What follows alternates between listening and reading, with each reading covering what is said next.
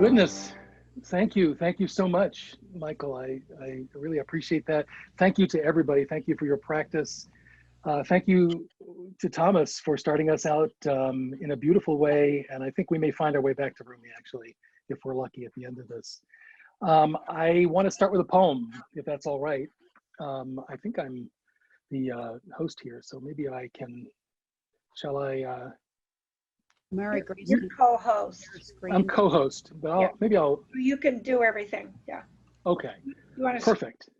So I've just muted everybody, so the background noise is taken care of, and I'm going to share a screen in a bit. I have a couple of short videos between 2 and 4 minutes. Hopefully they will work okay, and the tech gremlins won't come in and mess with our technology, but I've got links for everybody afterwards, so if anything is missed, you'll have a chance to come back to that.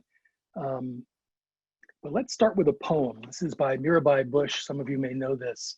I think it's important to start here. We need to listen fully. It's the basis of all compassionate action. We need to listen not only to the voice of the person who's hurting, but to her bare feet, to the baby wrapped in her shawl, and the stars in the cold night.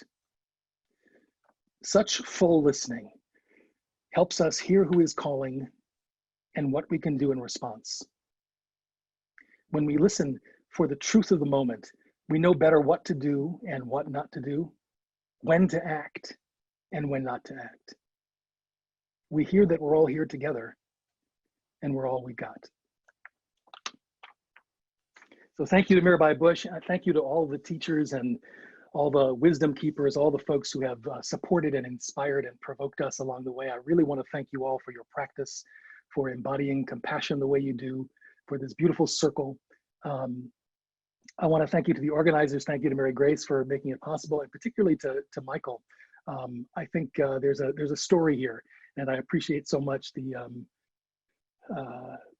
way you shared to begin, Michael. I think that your story and Judy's story has a great deal to do with why I'm here right now. And maybe we'll get back to that in a bit, but with enormous amount of gratitude for these Tuesday mornings and for the invitation to be here. I will say to you that my name is Jared Seide. I am Executive Director of Center for Counsel. Center for Counsel is a nonprofit organization that delivers programs and trainings that promote communication, enhance wellness, build community, and foster compassion. All of our programs are built on the foundational practice of counsel. And for those of you who don't know, the practice of counsel is a mindfulness-based practice of coming together in a circle to listen fully, as Mirabai Bush writes. In counsel, much like in the circle that you all hold on Tuesdays, folks take a backward step. They become very present and they speak from the heart, one at a time. And they listen deeply for what really resonates. Folks speak from personal experience and they listen to understand, not to analyze or to judge or to form opinions, to either agree or disagree on any level. It's a different kind of listening. So counsel is a practice that fosters connection and it builds relationship. Counsel is a thing we do to remind us that we are profoundly interconnected. It's not enough to just talk about this or to practice it in isolation. We have to find a way to actually do it, and we have to do it together, and you all know that. We have had an amazing opportunity at Center for Counsel to bring this practice to countless schools and to prisons and to healthcare organizations and to community-based organizations and faith-based groups as well, and most recently to law enforcement organizations, which has been really extraordinary. We've been working most recently with the Los Angeles Police Department. We've got 175 LAPD officers with whom we are kind of diving into practices that really build skills of mindfulness and bring folks together in counsel. I think the work is incredibly timely and important right now. And I want to talk to you about all of this, I think in every case we are working with groups to share skillful means of coming together and of bearing witness and enabling compassion to arise. Counsel is a practice that teaches us to pay attention, to really attend. We notice our bodies and our breath and our thoughts and our emotions. We pay attention to that still small voice inside. And we notice as we listen to others where we are moved and where we recoil. We notice who's here. We pay attention to who's here with us on this shared journey. And we also notice who's not here. And I think that that is a really important component. Who's not with us? Who's not in the circle? Who's not in the club? How is it that we can invite everyone into the circle? Who is it that we have made the other? And is that even a thing? Can there be another? What does it really mean? I think we have to reinforce right now the counter narrative that really sits in contrast to this fear-based message of separation and distrust and of othering. I think it's extraordinarily dangerous right now. And I think counsel fosters the conditions necessary for the emergence of compassion and the ability to move beyond this construct of us and them. So quickly, what is counsel? Much of this is going to be very familiar to many of you for a lot of reasons, but essentially there are 5 elements that make counsel counsel. Counsel is a Latin word that means a gathering of people. It is simply that. And the 5 components are that we understand the importance of a circle, what a circle means, whether it's an actual circle, which is most of the work we do, or even now virtually, what it means that everybody can see each other, that we can all show up together, that nobody has a better seat. There are no VIP seats and peanut gallery. Everybody is in it together, and all of us are equally engaged and equally important in that configuration. That there is a center, that's the second element in counsel, that we actually take the time to put something precious, something that is important to us. You might even say sacred. Something that we want to raise up.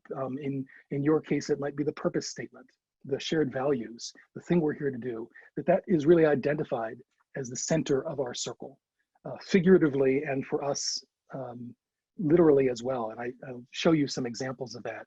I think it's really important to enact that common ground, to create that sense of the center. The third element is that in counsel, there is always a threshold, that we are really aware of what it means to move from where we were before to what it means to step into something different, to be together in a more intentional way. How is it that we are mindful of liminality and we understand that before needs to be different than after? And what does that threshold look like that enables us to step in consensually, in agreement, to practice these intentions? And the fourth element is this sort of sense of intentionality. In counsel, the intentions are to speak and listen from the heart, to be spontaneous and to be lean. And we could spend a long time, we could spend a weekend talking about these 4 intentions and really breaking down sort of the pedagogy and why it is that we understand that these elements are important, so that when we listen, we are listening differently. You know, this is a toggle. This is not listening better. This is listening in the way we listen to the waves as they lap the seashore, or the rustling of the branches of the aspen tree when there's wind, or a cow in the meadow. We're not listening to agree or disagree, but just to understand. And that is unique. We speak from the heart to give words to what is here right now, not what we think we should say, or what we have always said, or that thing that seems like it's got the agenda to get across what it is we need to communicate, but really to be alive in the moment, to be spontaneous and to preference that which comes and has been conditioned by our listening. Resonant with what Thomas talked about in the beginning, how we can in fact focus on the here and now. And rather than rehearsing what we might have thought was a good thing to say, we're actually so present that when it is our turn to speak, that which is there often surprises us. It's an opportunity to become the next version of ourselves by truly preferencing spontaneity. And that we go to the essence, that we understand that it's important in our fast-paced world to know how to speak what needs to be spoken and manage time, because we all have somewhere to go. And in order to work in all the places we work, in schools and prisons and elsewhere, we need to cultivate that intention as well.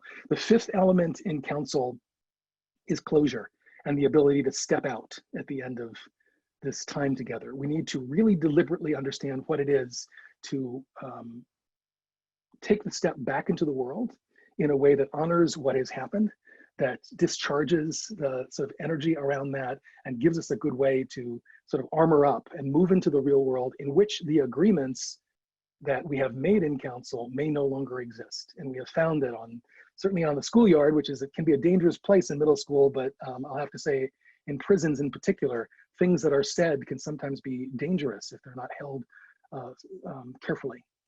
So what confidentiality means has to be negotiated. I can't ever tell anyone that it's a safe space. I really need that to be something that a group can take on and understand the importance of. So that's the fifth element. The practice is really simple, but it's not easy. It's incredibly powerful. It teaches us how to be together in community. It shows us the way to do it, and it's extremely portable, which is kind of what I want to talk about with you today. It's the amalgamation of teachings and practices that have many names and come from many traditions. In Islamic traditions, there is Diwan and Loya Jirga. Hebrew traditions, there Ma'agal Hakshava is a listening circle. In Africa, Ibiraramo. In Rwanda, Dare, Fambul Tak, Ho'oponopono in Hawaii. You may recognize Quaker devout listening circles, friends meetings. There's so many strands here, and I believe that the practice of counsel is a modern and timely application of some ancient wisdom that we all carry with us. I want to share with you the way that we've supported this practice by building programs into systems. Systems that I think really desperately need to rehumanize, to recover the ability to embody compassion. We see that counsel as a practice is the place where compassion arises. It's a practical methodology for communities to build the human resources and the social capital they need to work with conflict and to find a way to thrive. I'm going to share the screen, and I'm going to hope this works because I want to bring in some other voices. I think it's time to hear from some others. This is a little taste, and I hope it goes smoothly. It'll be just a few minutes, and then I'll come back at the end of it. Let's see what we can do with this.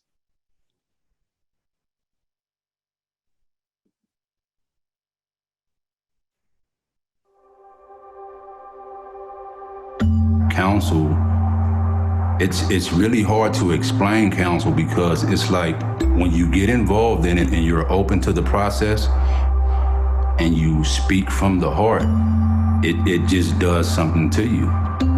Most of the time when I've finished counsel, I've always felt lighter. I've always felt more joyous. Center for Counsel allows us to feel like we're human beings, not just inmates, not just numbers, not just a statistic. We're actually people that, we rely on one another now. We build bonds. Coming from the background that I come from, which is a gang background, and being caught up in that lifestyle, you become that person because of certain things that happen in your life, and counsel helps you learn to discover that true you. That part of you that God created of who you really are. Someone, I believe, who's loving, someone who's caring, compassionate. That's what the human spirit is. And that's what I believe counsel has helped me bring out. I'm not that person that was, on the streets of South Central Los Angeles doing the things that I was doing. That's not who I really am. The true me is a person that's kind, loving, and caring. I realize now that counsel is all about developing skill sets to live a life, an ethical life, and to express humility and kindness to other people, as well as being able to work on and develop some self-esteem, as well as regain self-dignity. I think anytime you talk in such a manner where you can listen, know that you're listened to, appreciate and understand each other a little bit more, I think your chances for resolve are much higher. And I think that's what counsel does. If you can impact a level 4 maximum security prison, you have no excuse. You can impact a city or a county, or if you want to go on a macro level, a world. Our programs in prisons, as well as in organizations and communities, are all about learning skillful means to create community. Now we start every staff meeting, every Monday, with a counsel practice, because it creates a container. We're going to be in this together now, and we're going to make it our sacred time together. And we, intentionally set aside every Monday morning, no matter how busy we are. At Peace Over Violence, we use counsel in a lot of different circumstances. I think it's a process that's quite adaptable. It's a way to come together as a community. We use counsel with our volunteers, we use it with our youth, we use it with our staff, and listening is one of the most important things that we train on. This enables people to come together to listen in community. What counsel does is helps that integration and that reconnection happen again. Counsel is a miracle skill. When you hear somebody else's story, there may be something that is triggered in you that reminds you of a story. And it creates a connection that's unexpected, or that is unique, or that ties you with another person. It's like an opportunity to come back to ourselves.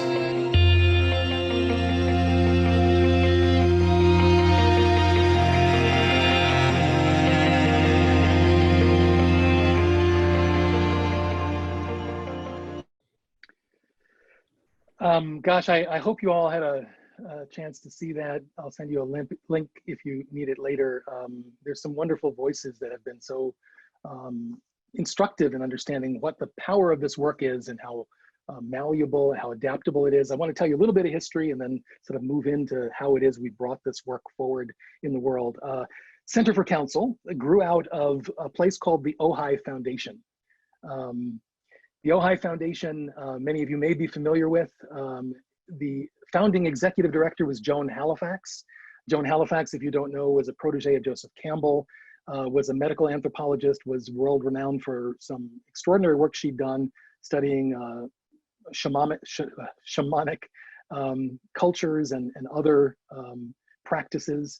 Joan brought a succession of extraordinary teachers to the Ojai Foundation to really look at and to provoke a dialogue around what it is we needed to do to be ready to be of service to the emergence of the next iteration of our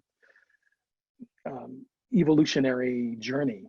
So in addition to Joseph Campbell, Joanna Macy and Thich Nhat Hanh and R.D. Laing and Andrew Weil and Terence McKenna and Francisco Varela and some really extraordinary folks were part of coming together along with the indigenous wisdom keepers, Wallace Black Elk, Grandmother Grace Spotted Eagle, Grandfather Simu, some amazing individuals, wise folks who came together to help look at what Joanna Macy would call the great turning and how it is we can be of service in this moment, what we need to do to be stewards, to really show up for this moment.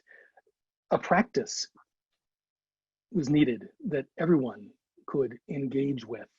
The practice of counsel emerged from the many traditions that were being studied and being practiced there. It was clear that we needed to listen deeply to the moment. We needed to listen for what was arising and how we could really become intimate to become intimate with that emergence, to become an ally and a steward, maybe to become a midwife for this emergence.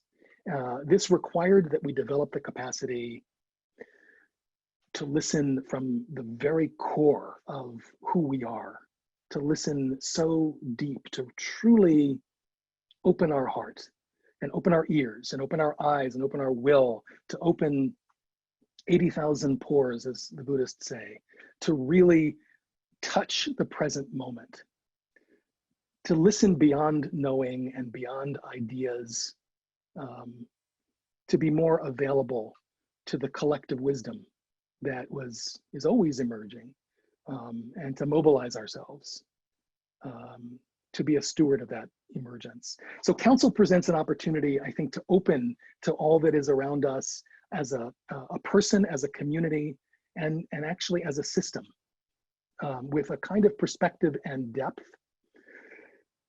a kind of a listening for what is arising so that we can be effective stewards of our individual and our collective destiny, and how to make systems work for us rather than being consumed by them. Systems are designed obviously to perpetuate themselves, and they don't often adapt fast enough and well enough to individuals who are caught in them. And so we have unintended consequences that arise, and we look at the systems that are failing us, an educational system that is overwhelmed, in which there is such inequality of access, and in which the school to prison pipeline is creating a track for kids to really prepare them for failure. A judicial system that is filled with inequities and a tragic human toll for many disenfranchised folks. A correction system that is the continuation of systemic racism that has plagued us since slavery and Jim Crow, and that incarcerates over 2.3 million people, primarily, mostly people of color. How it is failing at its intention to actually rehabilitate. It really is about a custodial responsibility to sort of keep people locked away. A healthcare system that is offering inadequate and inaccessible care to many, and that is really causing all kinds of a deep toll for doctors and for nurses and other healthcare workers. Environmental system that in the name of efficiency is creating so much degradation and toxification, and on. Economic systems, political systems. I think that our promise here, the invitation here, is to provide those feedback loops that can interrupt the dysfunction. Council programs, we have found, support individual practice and communities of practice.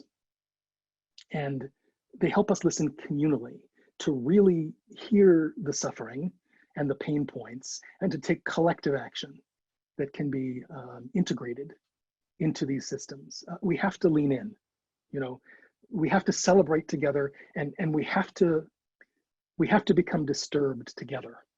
I want to sort of get out of the sort of 30,000, 80,000 foot place and just come back down for a second and come back to Michael. Michael's wife, Judy, was the best teacher that my daughter, Sophie, ever had. She was Sophie's teacher in 4th grade at the Open Charter Magnet School, and then in 5th grade again. We actually had her 2 years. It was an extraordinary school that we loved. It was a dear place, but it had become really fractured. It was really suffering from the repercussions of the Rodney King riots and the unrest in Los Angeles. There was an enormous amount of bullying that had emerged, and a lot of acrimony in the parents, a lot of distrust. We needed something. I was president of a governing board at the time, and we looked for ways to help the culture become more positive. We found that the Ojai Foundation had been doing some work in schools, in particular some independent schools on the West Side.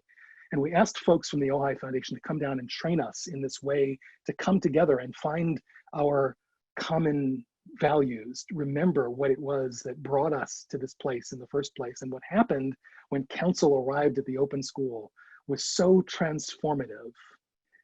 In 6 months, the place became as close to beloved community as I have experienced. It really turned things around in the leadership with the parents and the teachers, but I think more importantly for me, my daughter in Judy's class found the story. She found her narrative. She understood something about why the bully was bullying and why her best friend wasn't looking quite right. There was something in the stories that were shared that gave her perspective and helped her find her voice. She became a writer in 4th grade. There was something amazing about how the practice of counsel was not only transforming the culture of the school, but was really enlivening the curriculum in a way that blew me away, and it totally sold me. I realized that all schools needed this. Social emotional education programs were disappearing, and counsel could become something that could nurture schools. And in fact, it did. We built out the program not only at the open school, but in almost 70 schools in Los Angeles Unified School District over a few years. And I sort of realized that this really went beyond schools. This needed to be something that was part of every community, families and neighborhoods and organizations. There was a situation arising in California in which the Supreme Court had told the state of California that the overcrowding in its prisons had reached unprecedented proportions. Prisons built for 120,000 people were filled with 200,000 people, and it was unconscionable and had to change. And so the California Department of Corrections added an R for rehabilitation at the end and decided it needed to do some rehabilitation to bring people back to community. Didn't really know what that meant. And it turned to some community-based organizations to find ways to help folks understand how to enter the next chapter when they were ready, if they were ready, to be able to bring them back home in a good way. We were able to create programs to serve those incarcerated populations who were longing for a way back into civil society. We reframed our work in prisons to be rehabilitative programming. And I'm going to show you just a quick 2 minutes of that now, and hopefully this will work well as the last one. Let's see what happens. Oops, that was the wrong one. Let's see if this is the right one.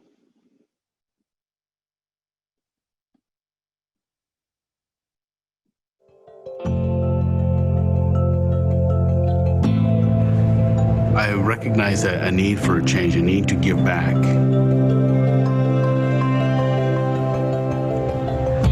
I started to think to myself, well, what got me to prison? Reflecting on how I viewed things made me recognize I wasn't seeing people for what they were. I was only thinking about me. What can I use you for? What can I get from him or that person over there? How can they benefit me? Then I started thinking, man, you're a selfish cuss, aren't you? So then I started to think, okay, that way of thinking got me to prison. Led me down the path to commit the crimes that got me to prison. What can I do to change that? Because I didn't like what I was seeing. I've been taking. So let's flip that. Give. I started seeing that we were not so different. I always thought people were different than me, but we all have a lot of commonality. And I never thought that before. Center for Counsel has helped me to see that I can give back to the community. I have something to offer that I didn't feel I had before.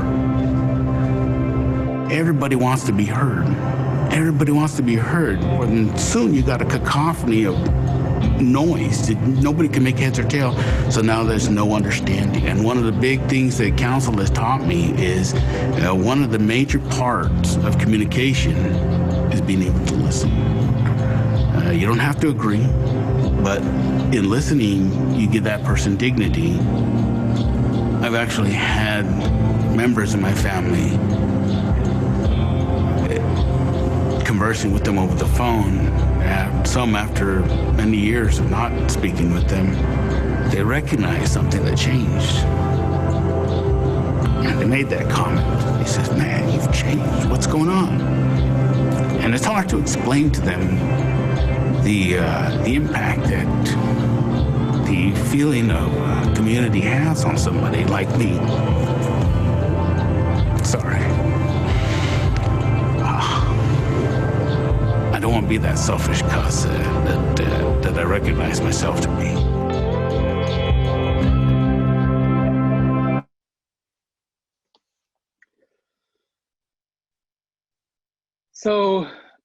So much. We obviously don't go into prisons talking about, shamanic practices and ceremony and ritual. Obviously, we need to find a way, and so we did. And there's a professor called Edward Latessa at the University of Cincinnati that talks about criminogenic factors. We found ways to relate what we were doing to the criminogenic factors that really lead to criminal behavior: lack of empathy, lack of impulse control, antisocial behavior, antisocial friends. And we worked with the Rand Corporation and with UCLA to find validated scales to measure change and create some evidence around this. It enabled us to talk to that system in a good way. Soon after our work with prisons took off, we became aware of another situation that was plaguing us, involving excessive use of force by police. The shooting of Black and brown, mostly boys in communities. And we realized that there was a conversation to be had about this that was not focused downstream, but was focused upstream. That you can't tell folks in a punitive way to stop doing that without understanding the lack of resources. And so our work really focused on how to innovate training for law enforcement such that emergence of compassion was part of something that folks were primed for in that work. We developed the Peace Officer Wellness, Empathy, and Resilience Training. The acronym is POWER training, which is a very science-based protocol for building strengths around wellness, for paying attention, for building awareness of what stress is and our autonomic nervous system, what it's doing, what it triggers our sympathetic nervous system, and what it means to our health and our relationships and our performance and our discernment to self-regulate. How is it possible to self-regulate with paying attention, with breathing techniques, with attentional practices, and skillful communication?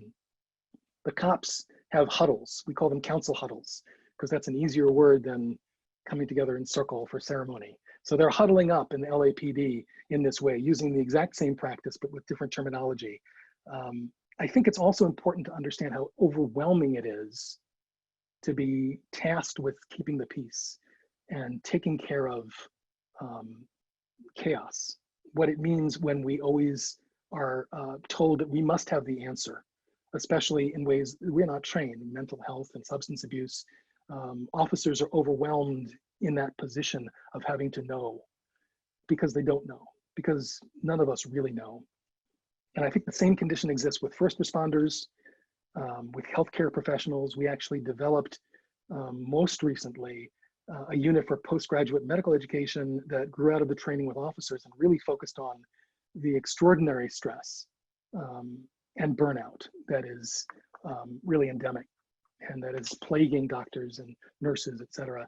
We understand what it means to harden around this role we play, around the armor that we wear and the masks we put on to insulate us from uncertainty, from not knowing. At least we think it insulates us. And I think what's important is to cultivate an ability to become comfortable with nuance, with uncertainty, with curiosity, and with tolerance. We have to have a place we can go where we just don't know, where we resist the urge to be in our bubble, to be in the echo chamber, where many of us are listening to either MSNBC or Fox News, or we're getting our sort of algorithm through the social media that keeps reinforcing and reifying what it is we think we know. This is dangerous, and it begs the question, is there a way that we can support each other in community, to sit with curiosity, to really integrate our blind spots? Can we find our way back to the joy of not knowing? I've got another poem. I know I'm getting close to, I promise I won't go over 46 minutes, but since I started late, hopefully I can negotiate for an extra minute here. This is by Yehuda Amchai, and I want to just read this. It's called The Place Where We Are Right, and it's a poem that I think I need to bring in at this point. From the place where we are right, flowers will never grow in the spring. The place where we are right is hard and trampled like a yard, but doubts and loves dig up the world like a mole, a plow, and a whisper will be heard in the place where the ruined house once stood. If we see the value in this place of curiosity, in this place of discovery and transformation, can we sustain this uncertainty, this complexity, this discomfort? How do we sit with that? We need community, and we need a container. This is kind of what leads us to the urgency, the fierce urgency of now. If we're going to hold this intense period of transformation, we have to understand that it needs a crucible. And the practice of counsel is sort of an energetic container for bearing witness to the emergence in the present moment of community and of compassion. We practice in this way so that we can create and sustain transformation. One last little video, if you'll indulge me, and then I'll wrap it up. I think you might want to just take a quick look at this. Nope, sorry. Why do I keep doing that? I keep selecting the wrong one, but here we go.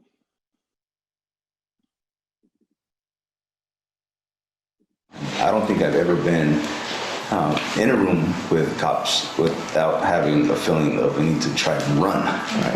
I don't feel like I have to run. I haven't had that since I've been home.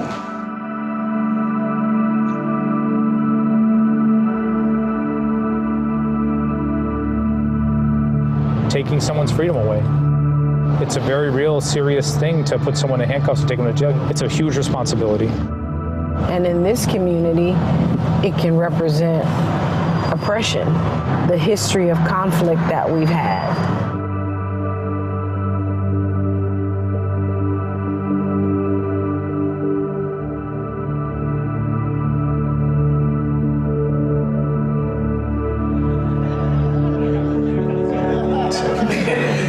And we named it the rabbit Basil.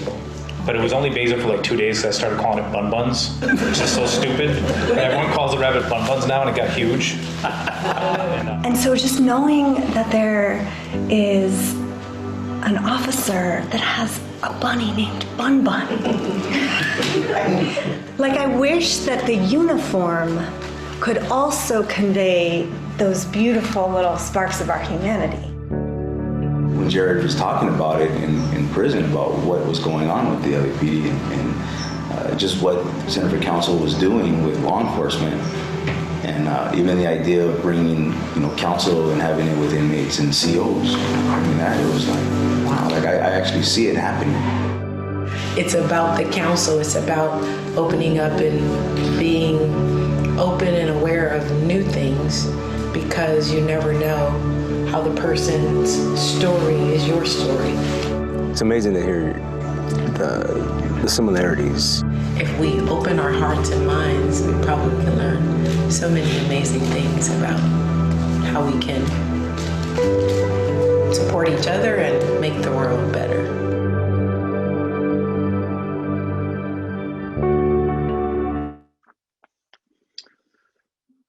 Oh, there's so much work to do. There's so much work to do, and I'm so excited. I think basically we understand that counsel is a way of deepening our listening. Deep listening builds understanding and empathy. Empathy primes compassion. And compassion leads to relationality, and of course relationships breed cooperation and cohesion, and cooperation and cohesion enable communities to thrive. Joan Halifax says that compassion is not teachable, but that compassion is made up of non-compassion elements that are trainable. And that's where we focus ourselves. And so we train and we build and we research and we advocate. And my goodness, we have a body of evidence now, and we have a powerful practice. We have a language with which we can engage schools and prisons and police and communities, and now businesses as well. We know what we have to do. And we have a good idea of one very effective way of going about doing that. We need to move beyond us and them. That's the essence of all this. And so we're doing some work now at Center for Counsel and really refocusing our message and our vision and creating a platform for raising up work like this. This is where all of our effort is. We're calling the initiative Beyond Us and Them, the Beyond Us and Them initiative. I'm really excited about it. I'm excited about how timely it is and how timeless it is at the same time. We have to meet systems and structures with innovation and with compassion. I think that's what the opportunity is here. And I hope this is resonating with some of you. I'm sorry that there isn't a lot of time for Q&A, but I really wanted to get this in, and I want to end with a poem as well. But if it does resonate, I hope you will join us. Check out the little document that Mary Grace is going to send you. It has the links to all of this and some information on what we're building and what Beyond Us and Them is all about. We need everyone who is practicing as beautifully as you all practice and have for years to be part of this. And I also want to offer to you to get involved with our online social connection councils. They're free. They're offered throughout the week. Like your Tuesday morning, they're an opportunity to drop in and connect, to bear witness, and to meet folks who are teachers and formerly incarcerated folks and folks from all over who just show up to offer their regard in a moment. So you can go to our website and find out all about that. I think that this moment presents just an extraordinary opportunity to move beyond us and them, to really move us towards this ideal of beloved community, as Dr. King talked about. In our work, in the work of counsel, we start by slowing down, bearing witness, setting aside our agenda, and really listening from the heart. That's what this is grounded in. And we lean into the collective wisdom, into what is emerging. I believe that's how we get through this time and move into a beautiful new future together. As Mirabai Bush says, we hear that we're all in it together, and it's all we got. But again, Thomas, though I don't know you, you started with Rumi, and I'm going to end with Rumi.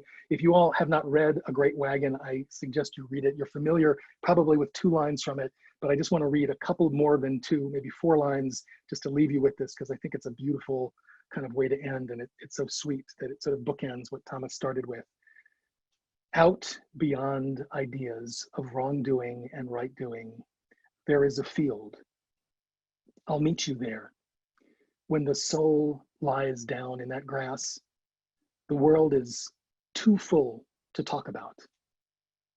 Ideas, language, even the phrase each other doesn't make any sense. The breeze at dawn has secrets to tell you. Don't go back to sleep. Thank you very much, everybody. Thank you for listening. I hope you will be in touch if this is interesting to you. And I'm really honored to be with you all.